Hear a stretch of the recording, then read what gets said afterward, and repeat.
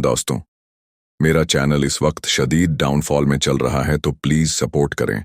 आपके सपोर्ट से मुझे बहुत सा मोटिवेशन मिलता है, तो वीडियो को मुकम्मल देखना और सब्सक्राइब भी लाजमी करें। चलिए वीडियो को शुरू करते हैं। और हाँ, वीडियो को 1.5x की स्पीड में देखना ताकि आवाज़ सही ही आए। तो कहानी की शुरुआत में हमारे एमसी की आवाज़ आती है। मैं यहाँ फिर से आ गया, एक धुंध भरी हवा में तैरता हुआ आइलैंड। ये जगह बिल्कुल सुनसान लगती है, जैसे यहाँ कभी जिंदगी थी ही नहीं। तभी हमारे एमसी को दो आंखें नजर आती हैं और वह कहता है, क्या वो एक इंसान है? वो बंदा बहुत खतरनाक लग रहा होता है। वह कहता है, मैं तुम्हारा एबिस के एंड में इंतजार कर रहा हूं। तभी हमारे एमसी की आंखें खुलती हैं। पसीने से भरा हुआ कहता है, फिर से वही अजीब ख्वाब। तभी पीछे से आवाज आती है, सोर, तुम लेट हो जाओगे। सोर कहता है, ठीक है। हमारे एमसी का नाम सोर है, याद रखना, भूल मत जाना। सोर बाथरूम में उस सपने के बारे में सोच रहा होता है। मुझे लगता है कि मैं उस बंदे को जानता हूं, और ये एबिस क्या है? कहीं ये सब मेरी ज्यादा पढ़ाई की वजह से तो नहीं हो रहा। तभी पीछे हमें सोर के पापा नजर आते हैं। दोनों की आपस में बातचीत चल रही होती है, जो हमारे किसी काम की नहीं है। और हमें यहाँ ये पता चलता है कि सोर का बड़ा भाई मिलिट्री में काम करता है, और वो सोचता है, रिको को मिलिट्री ज्वाइन किए पूरे 3 साल हो गए हैं। मैं भी मिलिट्री में जाना चाहता हूँ, और तब मुझे अपने परिवार से दूर जाना होगा। मेरा ख्वाब है कि ये सब ऐसे ही चलते रहें। तभी सारी बिल्डिंग हिलने लगती है और एक बड़े से टॉवर को दिखाया जाता है। सोर सोचता है, मुझे पता था कि ये दुनिया एक दिन खत्म हो जाएगी, लेकिन इतनी जल्दी ये मैंने नहीं सोचा था। सोर बाहर टॉवर की तरफ देख रहा होता है, जहां पर जेट्स भी पहुंच चुके थे। सोर सोचता है, क्या ये मजाक है? मुझे पता है कि ये टॉवर मेरे ड्रीम्स से कनेक्टेड है और ये ह्यूमैनिटी को चेंज कर देगा। अब हमें सोर और उसके परिवार को दिखाया जाता है, जो कि रिको से बात कर रहे होते हैं। वो उनको कहता है, मुझे कुछ नहीं होगा माँ, जल्दी वापस आऊंगा। थोड़े दिनों के बाद का सीन दिखाया जाता है। सोर का परिवार परेशान लग रहा होता है, और सोर कहता है, उस दिन के बाद हमारा रिको से कोई राब्ता नहीं हुआ। और न्यूज़ वाले बता रहे होते हैं, अपने घरों में रहो जब तक सब ठीक ना हो। कुछ दिनों के बाद का सीन दिखाया जाता है। टीवी पर रिपोर्टर कहता है, दुनिया में टोटल 20 टॉवर अपीयर हुए हैं। और तभी टीवी भी बंद हो जाता है, और रेडियो से एक ही आवाज आती है, शेल्टर की तरफ जाओ। सोर कहते हैं, मैं और मेरा परिवार भी शेल्टर की तरफ निकल पड़े, और रिको के लिए एक लेटर छोड़ दिया। मैंने रास्ते में बहुत सारी चीजें नोटिस की। मैंने उन सोल्जरों के घबराए हुए चेहरे देखे, और गाड़ियों पर लगे हुए गहरे स्क्रैच। सोर का बाप कहता है, इस दुनिया में हो क्या रहा है? अब हमें शेल्टर का सीन दिखाया जाता है। सोर कहता है, जिम को अब शेल्टर बना दिया गया है, और जिम पूरे रिफ्यूजीज से भरा हुआ है। सोर को ऐसा लग रहा था जैसे हर कोई हार चुका है और अब बस मौत का इंतजार कर रहा है। और इस माहौल में भी कुछ लोग ऐसे थे जो परेशानियां पैदा कर रहे थे। अब हमें एक बच्चा दिखाया जाता है जो कि ब्रेड लेकर बैठा होता है। तभी एक आदमी उस पर चोरी का इल्जाम लगाता है। बच्चा कहता है, मैंने चोरी नहीं की, सब रिफ्यूजीज को एक एक ब्रेड मिल रही थी, वहीं से मिला है। तभी वो आदमी बच्चे को लात मारता है और डराते हुए कहता है, तुम्हें भूख नहीं लगी है ना? ये मैं खा लेता हूं। बच्चा डरा हुआ कहता है, ठीक है। वो आदमी बच्चे से कहता है, जब तक तुम मर नहीं जाते, तुम्हारी ब्रेड मेरी है। तभी पीछे से सोर के पापा आते हैं और गुस्से में कहते हैं, ये क्या कर रहे हो तुम? ऐसे बच्चे पर रहम नहीं आता? वो आदमी जवाब देता है, तुम्हें अपनी जिंदगी की फिक्र करनी चाहिए। सोर के पापा कहते हैं, उस बच्चे को उसकी ब्रेड वापस दो। वो आदमी गुस्से में आकर सोर के पापा को मुक्का मारता है, लेकिन सोर के पापा उसे एक जोरदार लात मारते हैं और वो आदमी दूर जा गिरता है। फिर सोर के पापा उस बच्चे को उसकी ब्रेड वापस कर देते हैं। वो आदमी गुस्से में जाते हुए कहता है, मैं तुम्हें भूलूंगा नहीं। सोर सोचता है, अगर मैं मर भी जाऊं तब भी इसे नहीं भूल सकता। इसका नाम कगावा एजी है, वही जो स्कूल में मुझे हर रोज डराता और जलील करता था। तभी एक सोल्जर दौड़ता हुआ आता है और चिल्लाता है, एक इमरजेंसी है, सब लोग ट्रक की तरफ बढ़ो, हमें शेल्टर को खाली करना होगा। एक आदमी गुस्से में बोलता है, हमें यहां से क्यों जाना है? सोल्जर कहता है, ये जरूरी है, उससे ज्यादा मैं कुछ नहीं कह सकता। वो आदमी चिल्लाता है, क्यों नहीं कह सकते?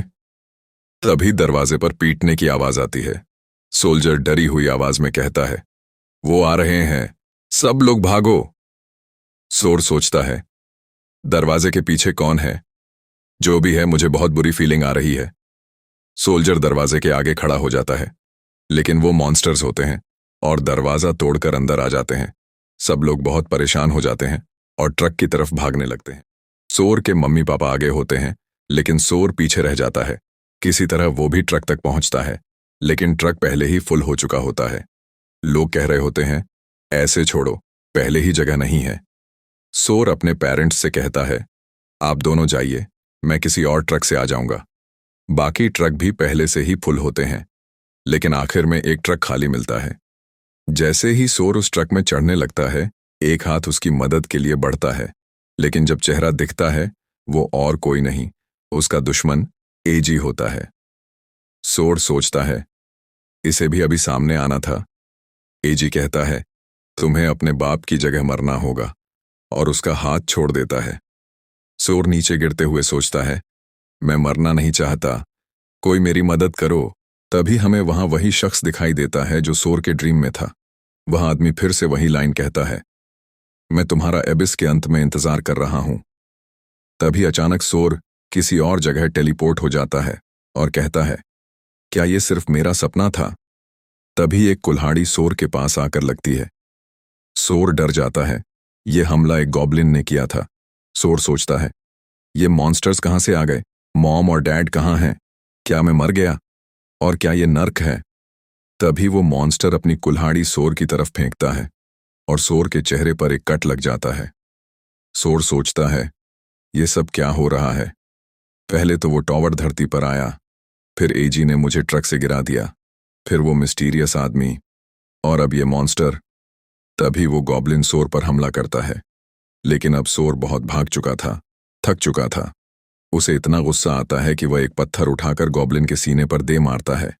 सोर सोचता है, ये सब एक गेम जैसा लग रहा है।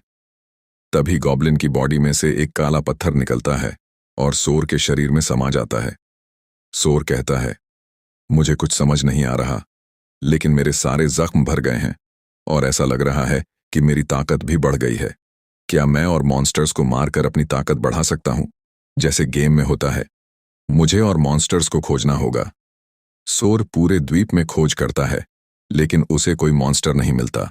सोर कहता है, ये सीढ़ियां ही बाहर जाने का एकमात्र रास्ता है, लेकिन ये हवा में तैर रही है। अगर कहीं अचानक कोई मॉन्स्टर आ गया तो मैं नीचे गिर जाऊंगा।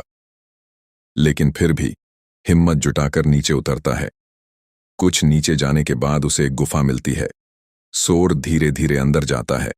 वहां उसे एक दरवाजा दिखता है और उसके सामने एक पत्थर रखा होता है जिस पर कुछ लिखा होता है। सोर बोलता है, ये भाषा मुझे समझ नहीं आ रही, लेकिन इसका मतलब मेरे दिमाग में आ रहा है। तो उस पत्थर पर लिखा होता है, फ्रैगमेंट्स इंस्क्राइबर को सौंपे जाते हैं। सारे फ्रैगमेंट्स इकट्ठा करो, तभी तुम एबिस से बाहर जा सकते हो। सोर कहता है, ये इंस्क्राइबर कौन है? मुझे क्या फर्क पड़ता है, मुझे तो बस फ्रैगमेंट्स इकट्ठा करने हैं एबिस से बाहर जाने के लिए। मैंने एक गॉब्लिन को मार दिया है, बाकी भी मार डालूंगा। और जैसे ही वो दरवाजा खोलता है, रोशनी ही रोशनी फैल जाती है। अब सोर बताता है, पहले फ्लोर पर 1 मॉन्स्टर था, दूसरे पर 2, तीसरे पर 4। जैसे जैसे फ्लोर बढ़ते गए, वैसे ही मॉन्स्टर्स भी बढ़ते गए और फ्लोर्स का साइज भी बड़ा होता गया। इस वजह से की ढूंढना भी मुश्किल होता गया। की का इस्तेमाल अगले फ्लोर पर जाने के लिए होता है और फ्रैगमेंट्स को ढूंढना तो और भी कठिन हो गया। मगर मैं मॉन्स्टर्स को मारता गया और ताकतवर बनता गया। अब बहुत दिनों बाद का दृश्य दिखाया जाता है। अब सोर बड़ा और मस्कुलर हो गया है। वह कहता है, जितना ऊपर जाता हूं, उतने ही ज्यादा और ज्यादा खतरनाक मॉन्स्टर्स आते हैं। मैंने उन मॉन्स्टर्स से भी लड़ाई की जिन्होंने शेल्टर पर हमला किया था, लेकिन वो सब मेरे लिए किसी ट्रेनिंग के जैसे थे। और जब मैं 30वें फ्लोर पर पहुंचा तो मेरे सामने 500 मिलियन मॉन्स्टर्स खड़े थे। लेकिन सबसे बड़ी परेशानी थी की। इतने बड़े एरिया में की ढूंढना, जैसे रेगिस्तान में एक कांटेक्ट लेंस ढूंढना। कभी की मॉन्स्टर्स की रक्षा में होती, कभी गुफाओं में छुपी होती, तो कभी जमीन के नीचे, जो मुझे तभी मिलती जब सारे मॉन्स्टर्स मारे जा चुके होते, क्योंकि वो मॉन्स्टर्स मुझे डिस्टर्ब करते थे। मगर जो भी हो, चाहे 50 मॉन्स्टर्स हों या 500 मिलियन, मैं सबको मारता रहूंगा और आगे बढ़ता रहूंगा। सोर कहता है। 41 फ्लोर पर मेरे सामने 2 ट्रिलियन मॉन्स्टर्स थे।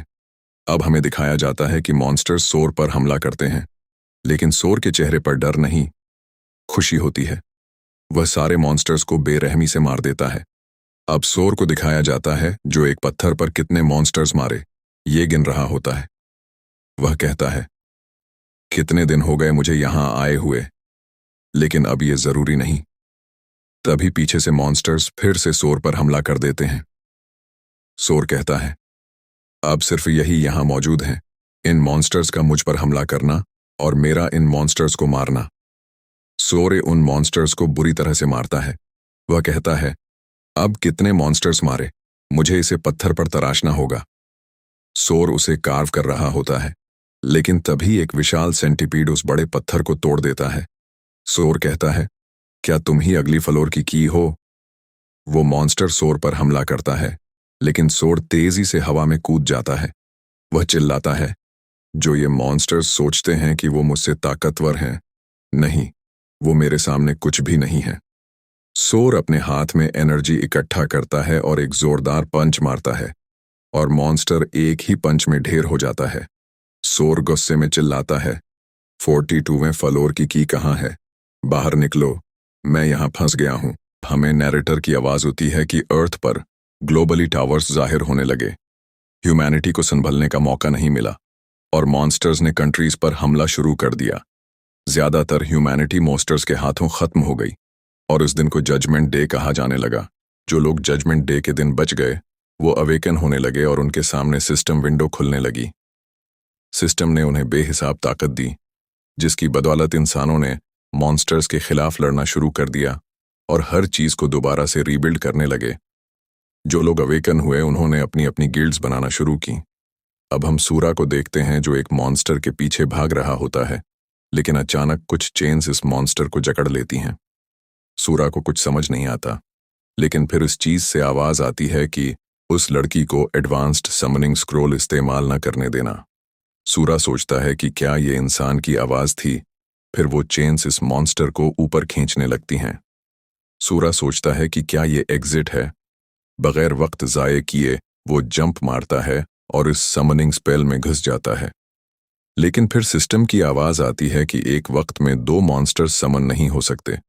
लेकिन सूरा कहता है, मुझे बाहर जाने से कोई नहीं रोक सकता।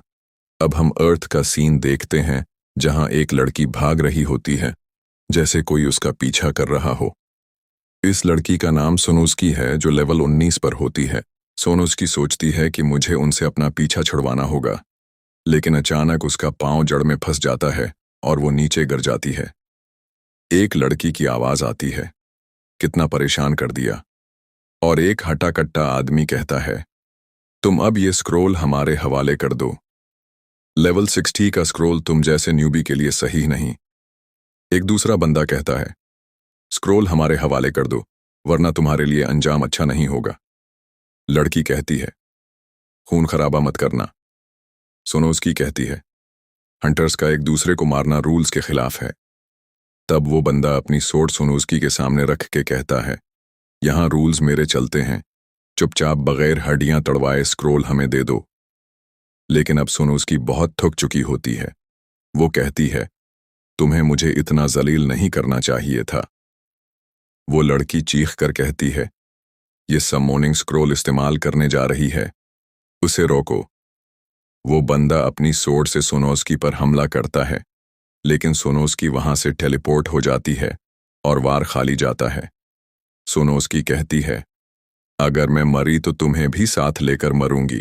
वो लड़की कहती है, ये स्क्रोल बहुत हाई लेवल का है और उससे जो मॉन्स्टर समन होगा वो हमारे काबू में नहीं आएगा। वो लोग रोकने की कोशिश करते हैं, लेकिन अब बहुत देर हो चुकी होती है। सोनोज की समोनिंग स्क्रोल इस्तेमाल कर देती है और आसमान से एक जोरदार लाइटनिंग गिरती है। सब लोग खौफजदा हो जाते हैं। वो बंदा कहता है, ये एनर्जी बहुत खतरनाक लग रही है, लेकिन जब मॉन्स्टर को देखा जाता है तो वो सिर्फ लेवल 3 का होता है। सब हंसने लगते हैं और कहते हैं, हमें लगा कोई खतरनाक मॉन्स्टर आएगा, हम तो डर ही गए थे। बेचारी सुनूज की। अब सुनूज की सब कुछ हार चुकी होती है, लेकिन तभी सुनूजकी के सामने एक हाथ आता है जो इस मॉन्स्टर के जिस्म को चीरता हुआ बाहर निकलता है। ये और कोई नहीं सूरा होता है। इन लोगों के होश उड़ जाते हैं। वो कहते हैं, क्या ये कोई ह्यूमनॉइड मॉन्स्टर है? सुनूजकी खुद भी हैरान हो जाती है। सूरा कहता है, मैं आखिरकार आज़ाद हो गया। इसी के साथ ये चैप्टर ख़त्म होता है। और अगर आपको अगला चैप्टर जल्दी चाहिए तो चैनल को सब्सक्राइब करें और वीडियो को लाइक कर दें। Bye bye, see you in the next video.